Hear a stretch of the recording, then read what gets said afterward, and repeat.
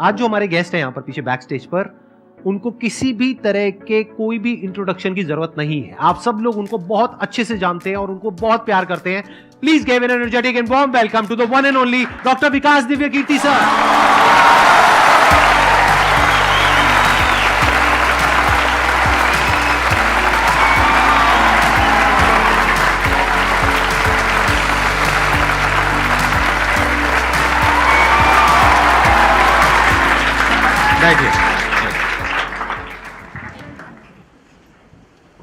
मैं सबसे पहले आपको धन्यवाद देना चाहता हूँ धन्यवाद आपका आने के लिए। Thank you so much. क्योंकि जब से मैंने सीरीज शुरू करी है तब से हमारे कमेंट सेक्शन में कोई भी एक भी ऐसा वीडियो नहीं है जहां पर आपका नाम ना लिखा हो।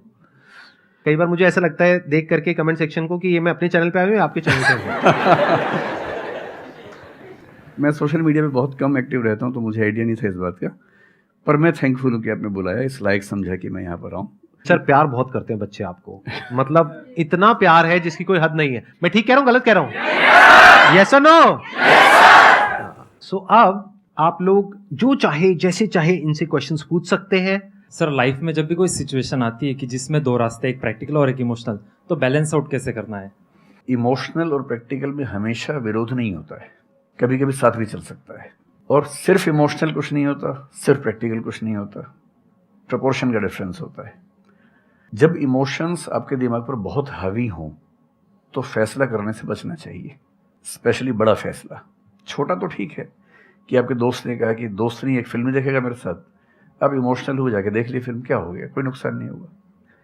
पर कोई ये कहे कि तो मुझसे प्यार नहीं करते, शादी नहीं कर सकते मुझसे और हमने शादी कर ली, ये ठीक नहीं है। सिर्फ इमोशंस में आके बहुत बड़ा फैसला मत कीजिएगा, चाहे वो करियर का हो, चाहे पार्टनर का हो, चाहे कोई भी फैसला हो। प्रैक्टिकल इतना नहीं हो जाना है कि आप मशीन, रोबोट या पत्थर बन जाएं, क्योंकि आप कितने भी सक्सेसफुल हो, यदि आप इमोशनली सक्सेसफुल नहीं है, इमोशनली स्टेबल नहीं है, इमोशनली वेलबींग के स्टेट में नहीं है, तो आपकी सक्सेस किसी काम की नहीं है, एकदम मीनिंगलेस है। So the success in totality needs emotional happiness, emotional stability as well. इसलिए इमोशंस को खारिज करके जिएंगे तो शायद कुछ अचीवमेंट्स बड़ी हो जाएं, पर वो किसी काम की नहीं है। केवल इमोशंस पे चलेंगे तो हो सकता है कि अचीवमेंट जिंदगी में ज़्यादा हो ना पाए। तो बैलेंस की बात है, और सबसे अच्छा तरीका है जब बहुत इमोशंस हो, इंटेंसिटी बहुत ज़्यादा हो, सिर्फ एक तरीका मैं जो अपनाता हूँ, उस क्षण में फैसला नहीं करना है। कुछ भी हो, कोई कितना भी प्रेशराइज करे, सिर्फ इतना बोलिए कि मैं 24 घंटे बाद बताऊंगा आपको, थोड़ा सोचूंगा इस बारे में। और यदि आपने उस मोमेंट से खुद को बाहर निकाल लिया तो फिर आप डिटैच होकर देख पाएंगे, और थोड़ा सा प्रैक्टिकल एलिमेंट भी रहे, इमोशनल एलिमेंट भी रहे, वो फैसले सबसे अच्छे रहेंगे लाइफ के लिए। मैं आपको एग्जांपल से बात समझाता हूँ। ऐसे लोग जो तैयारी कर रहे थे, अफेयर में थे, एक का सिलेक्शन हो गया, अब उसके सामने क्राइसिस ये है, स्पेशली किसी लड़की का हो गया, लड़के का नहीं हुआ। अब हमारी सोसाइटी में ना, लड़की ऊंचे पद पे हो, लड़का ना सफल हुआ हो तो बड़ा मुश्किल है सोसाइटी में, उनको शायद दिक्कत नहीं है।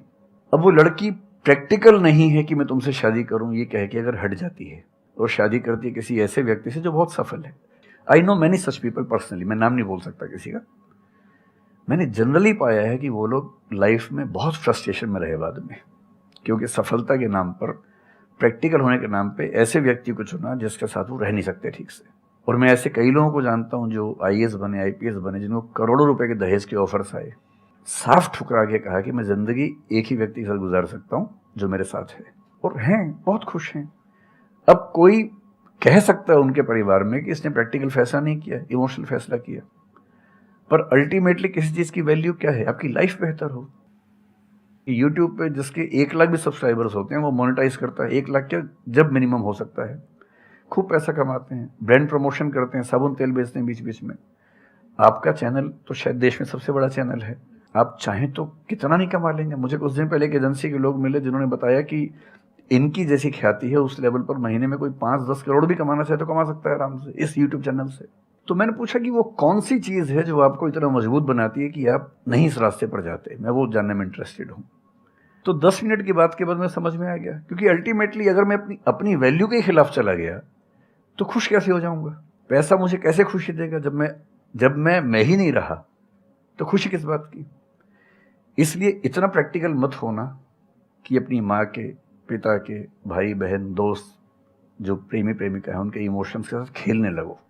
इतना प्रैक्टिकल कभी मत होना, इतना इमोशनल मत होना कोई आपको बेवकूफ़ बना सके, बात बात पर बेवकूफ़ बनाता रहे। और बैलेंस जिंदगी जो है ना, वो मध्य मार्ग में है, जिंदगी एक्सट्रीम पे नहीं है, मध्य में है। तो प्रैक्टिकल और इमोशन का बैलेंस रखिए, लाइफ बढ़िया होगी।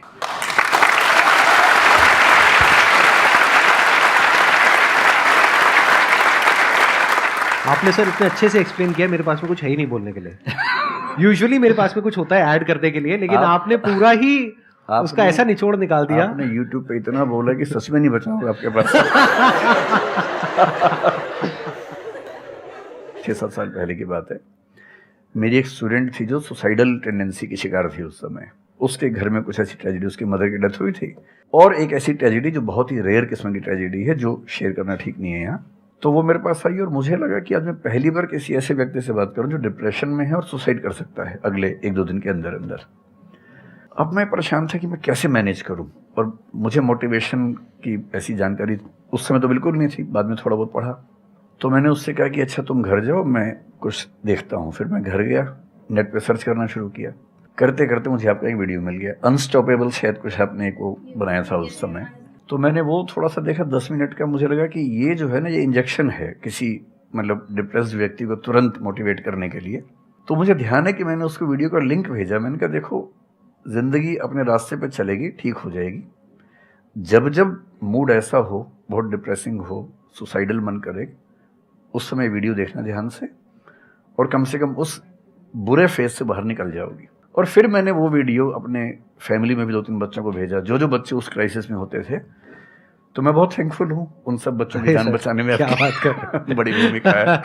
Thank you so much sir, it means a lot to me. ये तो आपने बहुत बड़ी बात कह दी सर, मेरे लिए बहुत बड़ी बात है ये। नहीं, कई बच्चों की जान बचाई होगी आपने ज़रूर। जो वो एक मोमेंट होता है, उस मोमेंट में कोई बचा ले तो लोग बच जाते हैं, वो मोमेंट क्रॉस हो जाए तो फिर चीज़ें बिगड़ जाती हैं। हेलो सर, नमस्ते। नमस्ते सर, बोथ ऑफ यू, मैं हमेशा से आप दोनों की बहुत फ़ैन रही हूँ। मुझे बस ऐसा लग रहा है कि मैं सपना देख रही हूँ, मेरे लिए रियलिटी नहीं है। मुझे बस आपसे ये जानना, मैं हर मतलब एवरी डे 8 से 10 आवर में पढ़ाई करती हूँ, बट मुझे कभी कभी बहुत डीमोटिवेशन आ जाता है कि होगा नहीं होगा, क्या होगा पता नहीं। देखिए, डीमोटिवेशन अगर आपको दिन भर में 1 घंटे आता है। नहीं सर, ऑलमोस्ट टाइम पढ़ाई करने के बाद 2-3-4 दिन के बाद ही होता है, कंटिन्यूअसली नहीं होता। अगर महीने में 4-5 बार आता है और एक दिन के लिए आता है, तो इसका मतलब आप एकदम ठीक हैं। अगर कोई व्यक्ति आपको ये कहे कि मुझे डीमोटिवेशन कभी नहीं होता, तो उसको इलाज की ज़रूरत है। आपको ज़रूरत नहीं है, क्योंकि जब आप अपने से बेहतर व्यक्ति को देखेंगे, आपको थोड़ा सा इन्फीरियरिटी कॉम्प्लेक्स आएगा, डीमोटिवेशन आएगा। जब आप अपने से कमज़ोर को देखेंगे, आपको सुपीरियरिटी कॉम्प्लेक्स आएगा, थोड़ा सा मोटिवेशन ज़्यादा हो जाएगा। जिस दिन टारगेट पूरा हो जाएगा, मोटिवेशन आ जाएगा। जिस दिन टारगेट पूरा नहीं होगा, डीमोटिवेशन आएगा। जिस दिन टेस्ट में आपके मार्क्स अच्छे आएंगे, आप मोटिवेशन के साथ लौटेंगे। जिस दिन खराब आएंगे, डीमोटिवेशन होगा। लेकिन ध्यान रखिए, जिस दिन आप मोटिवेटेड हैं, उस दिन आप वजह बन गए कईयों के डीमोटिवेशन की। लगातार मोटिवेटेड होना एक मेंटल इलनेस की निशानी है, और लगातार डीमोटिवेटेड होना डिप्रेशन की निशानी है। इन दोनों से बचना है। तो डीमोटिवेशन की बहुत हाइप है, इतनी हाइप की ज़रूरत नहीं है। थोड़ा बहुत हो, एंजॉय कीजिए उसको। और जब जब लगे कि ज़िंदगी बहुत ख़राब चल रही है, तो मैं जो करता हूँ, अजीब सा लगेगा आपको, मैं कभी कभी शमशान घाट चला जाता हूँ। सच कह रहा हूँ, ये सुनी है आपने वीडियोस में भी कहा है। सच में चला जाता हूँ, या ट्रॉमा सेंटर चला जाता हूँ देखने के लिए। ट्रॉमा सेंटर में जाके 1 घंटा बैठ के आ जाइए, मोटिवेशन आ जाएगा। और शमशान घाट में जाके देख लीजिए कि हम जैसे हमसे कम उम्र के लोग वहाँ जल रहे होते हैं, तो लगता है हम जिंदा तो हैं। अगर मैं थोड़ा सा कॉग्निटिव लेवल पर बात करूँ, एक बहुत बड़ा साइकोलॉजिस्ट हुआ, उसका नाम है ब्रेंटानो, कभी सर्च कीजिएगा उसको। ब्रेंटानो ने ह्यूमन कॉन्शियसनेस को स्टडी किया, और उसने ये बताया कि ह्यूमन कॉन्शियसनेस की बेसिक नेचर है कि जो हमारे पास है वो हमें नज़र नहीं आता, जो नहीं है वो नज़र आता है। तो the consciousness of lacking something is the nature of human consciousness. इसलिए इसी बात को एक शेर में, बहुत प्रसिद्ध शेर में कहा गया है, दुनिया जिसे कहते हैं जादू का खिलौना है, मिल गया सो मिट्टी है, नहीं मिला वो सोना है।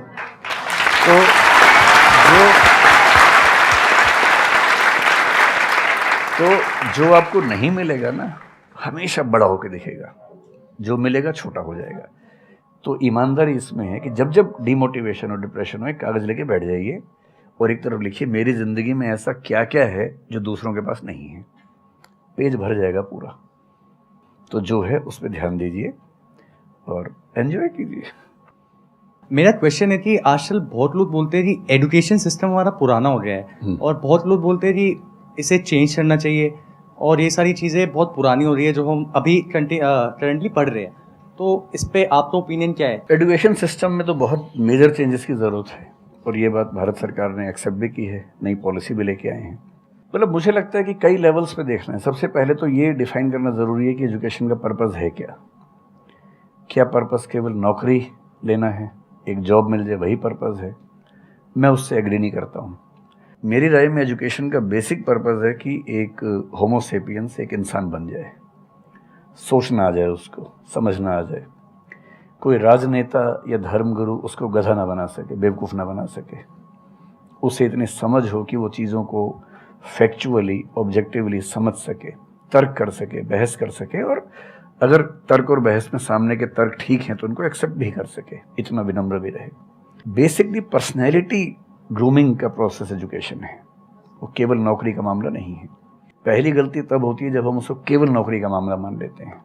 मतलब नौकरी ज़रूरी है, ऐसा नहीं कि ज़रूरी नहीं है, लेकिन वो सिर्फ वो उसका पर्पज़ नहीं होना चाहिए।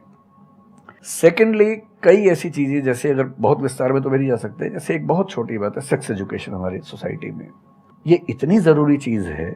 स्कूल में जो एडोलेसेंस की एज के लोग हैं, 12, 13, 14 की एज के लोग हैं, उनको वो सब चीज़ें बताएं ताकि गलत सोर्सेज से इन्फॉर्मेशन ना मिले, कोई गलती ना कर बैठें। हेल्थ एजुकेशन के रूप में हो, उनको सारी चीज़ें पता हों, ठीक हाथों से पता हो, ठीक तरीके से पता हो। फिर मेरा ख्याल है कि जैसे IITs में अब तो होने लगा है, पहले क्या था कि हम टेक्नोलॉजी सेंट्रिक एजुकेशन पर ज़्यादा फोकस करते थे कि आपने मशीन को समझ लिया, तकनीक को समझ लिया, हो गया, इंसान को नहीं समझा। टेक्नोलॉजी पढ़ने वाले लोग समाज और इंसान से एकदम कटे हुए थे। अब तो ह्यूमैनिटीज़ के कुछ सब्जेक्ट्स पढ़ाने की परंपरा शुरू हो गई है। एक होलिस्टिक एजुकेशन हो। ह्यूमैनिटीज़ वाला बच्चा केवल हिस्ट्री, पॉलिटिकल साइंस, सोशियोलॉजी पढ़ता है, उसको कोडिंग का सी भी नहीं आता, टेक्नोलॉजी बिल्कुल नहीं आती उसको MS एक्सेल भी नहीं पता क्या होता है। टेक्नोलॉजी वाला सिर्फ टेक्नोलॉजी पढ़ता है, वो ह्यूमन ब्रेन को नहीं पढ़ना चाह रहा, सोसाइटी को नहीं पढ़ना चाह रहा।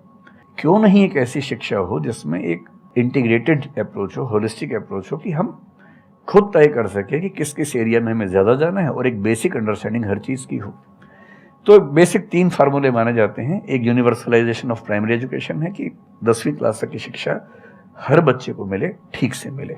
वोकेशनलाइजेशन ऑफ सेकेंडरी एजुकेशन यानी 11वीं 12वीं की पढ़ाई का पर्पज़ है कि बच्चा ये समझ पाए कि उसको ज़िंदगी में आगे कहाँ जाना है। और फिर जो हायर एजुकेशन है वो सबको करने की ज़रूरत नहीं होनी चाहिए, वो शौक पूरा करने के लिए नहीं है, वो शादी का वेटिंग रूम नहीं है, वो उसके लिए है जिसको सच में आगे पढ़ना है। वो उतना पढ़े, सब्जेक्ट चूज़ करे और फिर उसमें गहराई से रिसर्च करे ताकि डेवलपमेंट के रास्ते पर अब बढ़ें। हम एजुकेशन के मामले में बहुत बुरी स्थिति में हैं। मैं तो जिस उम्र में हूँ, मेरा अब तो पर्पज़ भी ये बन गया है कि अब मैं उसी पे कुछ काम करूँ। एक यूनिवर्सिटी शुरू करने की योजना मेरे मन में है, इनसे मैंने शेयर भी किया था। और मैं जिस तरह का विश्वविद्यालय सोचता हूँ वो नौकरी देने के पीछे पागल नहीं होगा, वो होमो सेपियंस को कायदे का इंसान बनाने की कोशिश करेगा। नौकरी तो उसका एक पार्ट है। मतलब आप जितने भी सफल लोगों को देखेंगे जनरली, जैसे मैंने इन्हीं से पूछा, ये जिस फील्ड में सफल हैं, इनका जो करियर है, अगर मैं इसको छोड़ भी दूं तो अदरवाइज भी जो इनका करियर है वो उस विषय से जुड़ा हुआ नहीं है जो इन्होंने पढ़ा है ग्रेजुएशन में।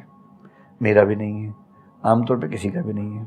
90% लोगों को मैं देखता हूँ जो सक्सेसफुल हैं, उनके ग्रेजुएशन के सब्जेक्ट में और लाइफ की फील्ड में कोई लिंक नहीं है।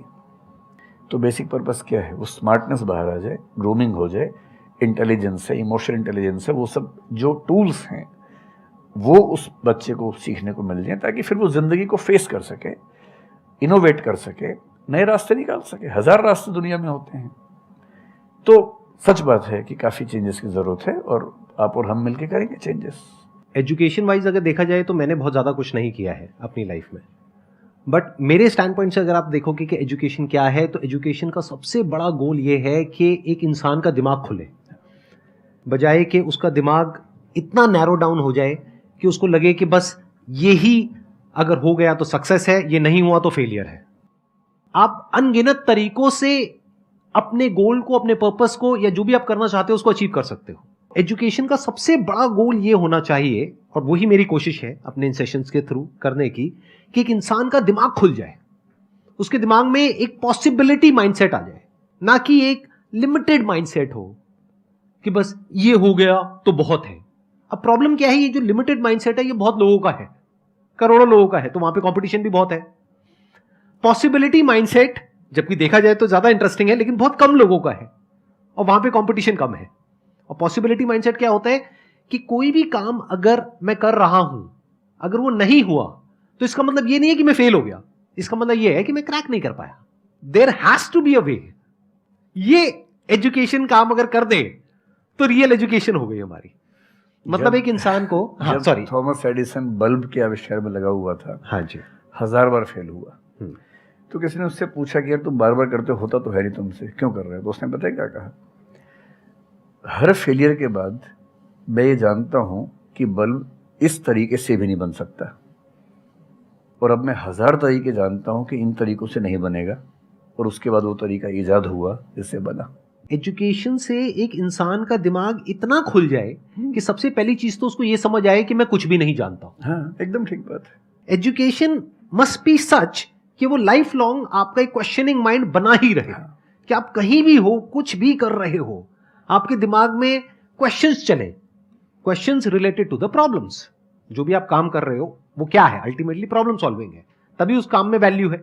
अगर किसी की कोई प्रॉब्लम ही नहीं सॉल्व कर रहे हो तो उसमें वैल्यू कहां ऐड हो रही है, और वैल्यू नहीं ऐड होगी तो आपको पैसा कैसे मिलेगा, फिर चाहे जॉब हो चाहे बिजनेस हो।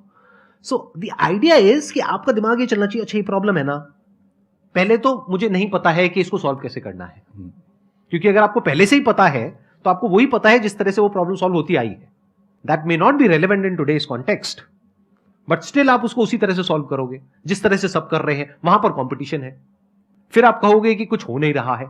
सो द आइडिया इज कि पहले तो ये प्रॉब्लम है जो मुझे अच्छे से समझ आई, मैंने इस पे फोकस किया, अब इसको सॉल्व करने के इन्फिनिट तरीके हैं, एक रास्ता नहीं है, बहुत सारे रास्ते हैं, मुझे पता नहीं है। This is the goal of education, कि मुझे नहीं पता है लेकिन पता किया जा सकता है।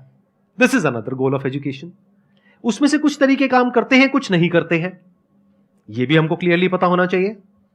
मतलब your personality must be dynamic, it must not be static.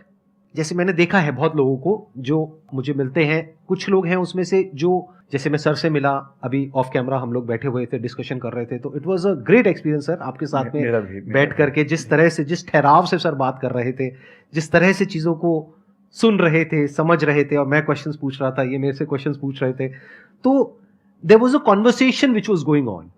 On the other hand there are some people जिनसे मैं कभी कहीं मिला तो उनकी अप्रोच क्या है कि मुझे सब पता है, वो गड़बड़ हो जाती है। शिक्षा की दुनिया में बहुत प्रसिद्ध कहावत है, भारतीय अगर परंपरा में देखें तो विद्या ददाति विनयम एक बहुत प्रसिद्ध कथन है।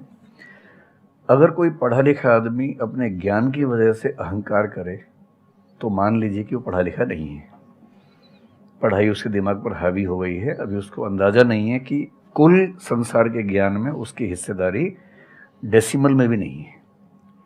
और जिसको ये पता है कि मेरा ज्ञान बहुत कम है वो विनम्र ही रहेगा। और इसलिए जो बड़े प्रोफेसर्स हैं, अगर आप कभी सुनेंगे, मैं जानता हूँ, मैं यूनिवर्सिटी में जब पढ़ता था, सबसे बड़े प्रोफेसर क्या बोलते थे कि मैं इस विषय का विद्यार्थी हूँ, कभी नहीं बोलते थे कि मैं प्रोफेसर हूँ।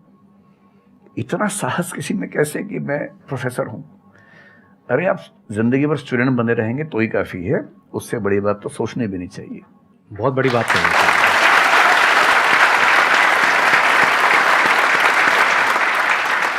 मतलब कि एजुकेशन का गोल आपको प्रोफेसर बनाना नहीं है, आपको स्टूडेंट बनाना है। हाँ।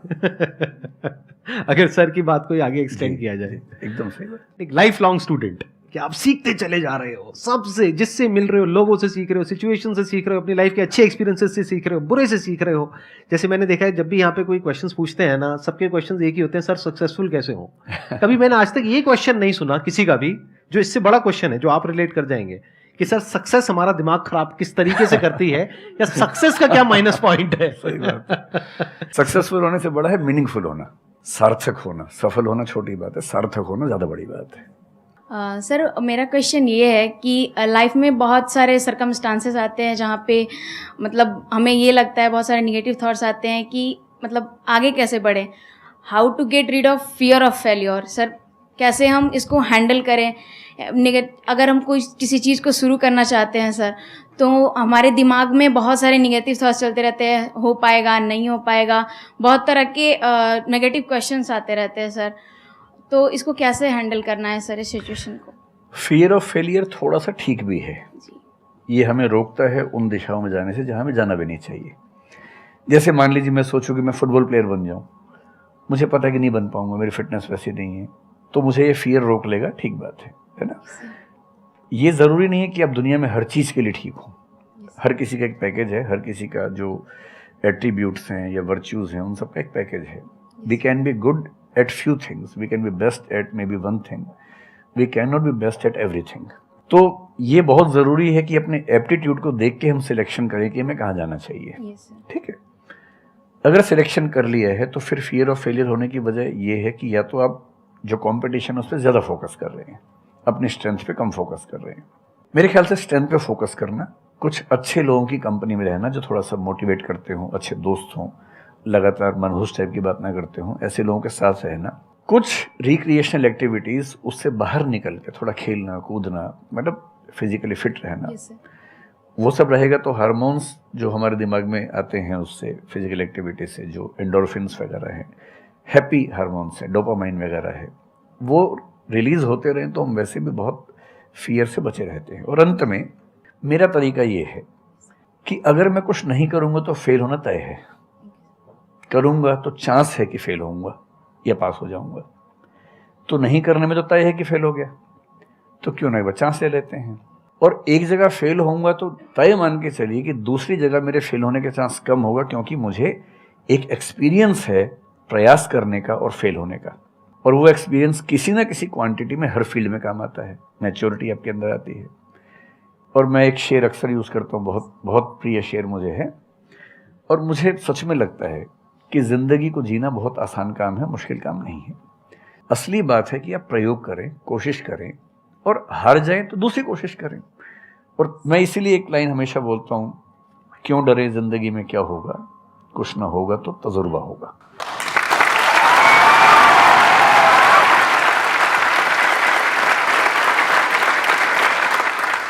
मुझे भी सर के जैसे मोटिवेशनल स्पीकर बनना है सर, पर मैं ये सोचती हूँ कि अगर मैं वीडियो बनाऊँगी, कंटेंट बनाऊँगी, तो संदीप सर को छोड़ के या फिर बहुत बड़े बड़े मोटिवेशनल स्पीकर्स हैं उनको छोड़ के मुझे देखेगा कौन। मतलब ये मेरे अंदर थॉट्स आते हैं कि अभी मेरा मतलब मैं 19 ईयर की हूँ, तो मैं जब वीडियो कंटेंट बनाऊँगी तो मैं कुछ, मुझे ऐसा मतलब मेरे अंदर ये थॉट है कि मैं कोई बड़ा आदमी नहीं हूँ या फिर कुछ बड़ा नहीं हूँ, तो मैं ये वीडियो कैसे डाल सकती हूँ, लोग क्या सोचेंगे कि मतलब तू ये तो खुद कुछ नहीं है और लोगों को मोटिवेट कर रहा है, ऐसा मेरे अंदर थॉट आता है। पहले या तो कुछ कर लीजिए ज़िंदगी में, उसके बाद मोटिवेट कर लीजिए, और नहीं तो मोटिवेशन एक पूरी साइंस है, साइकोलॉजी से जुड़ी साइंस है, उसको ठीक से पढ़ के रिसर्च करके उससे बात कीजिए। शुरू में तो जब इन्होंने भी शुरू किया होगा, कहाँ शुरू में लोग जानते होंगे, बड़ी लंबी स्ट्रगल होती है, किसी भी फील्ड में इतनी लंबी स्ट्रगल है। देखिए जो आदमी सफल है ना, आप ये जो हमारा वर्तमान है ये ऐसे ही नहीं बन गया है। हर सफल आदमी का एक बहुत लंबा अतीत होता है जिस पर नज़र किसी की नहीं होती है। और बशीर बद्र ने एक बड़ी गहरी बात कही थी, ये फूल मुझे कोई विरासत में मिले हैं, तुमने मेरा कांटों भरा बिस्तर नहीं देखा।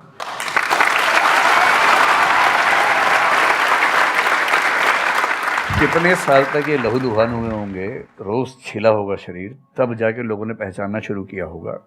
लगातार काम करने से, जिसको कंसिस्टेंसी कहते हैं, परसिवरेंस कहते हैं, बात बनती है, आपकी भी बनेगी। मैं तो कई ऐसे लोगों को जानता हूँ जिन्होंने एकदम स्क्रैच से शुरू किया और उसके बाद वो टॉप पे पहुंचे। आपने अपने क्वेश्चन में दो बातें टच करी, एक कि आपको मोटिवेशनल स्पीकर बनना है, एक है कि फियर ऑफ फेलियर है। एक तो ये फियर ऑफ फेलियर को हटाइए, अगर आपको मोटिवेशनल स्पीकर बनना है तो अपने माइंडसेट को रखिए एक्सपेरिमेंटल माइंडसेट। आप ये समझिए life is like an experiment. एक साइंटिस्ट का माइंड कैसा होता है, वो ये थोड़ी ना सोचता है कि मैंने ये एक्सपेरिमेंट किया, ये फेल हो गया तो क्या होगा। उसको पता है failure is the part of success. जब तक 20-30 बार, 50 बार, 100 बार कोई एक्सपेरिमेंट फेल नहीं हुआ, इसका मतलब वो कुछ नया ट्राई नहीं कर रहा, इसका मतलब वो तो रिपीट कर रहा है। जैसे स्कूल में बच्चे करते हैं लेबोरेटरी में कि बुक में देखा बस उसको कॉपी किया, तो दोनों में फर्क हो गया ना। एक है कुछ नया डिस्कवर करना, कुछ नया क्रिएट करना, एक है जो क्रिएट हो चुका है उसको रिपीट करना। तो you are talking about becoming a motivational speaker. तो अगर आप मेरे जैसे बनेंगे तो कोई क्यों देखेगा आपको? आपको तो अपने जैसा बनना पड़ेगा ना।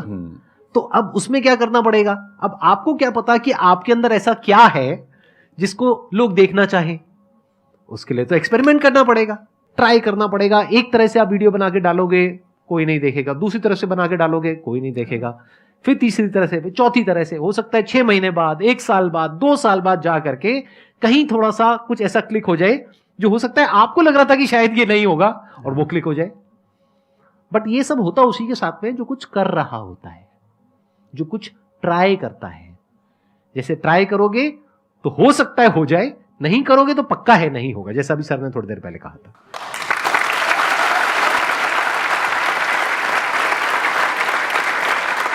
Thank you so much sir, यहां पर आने के लिए।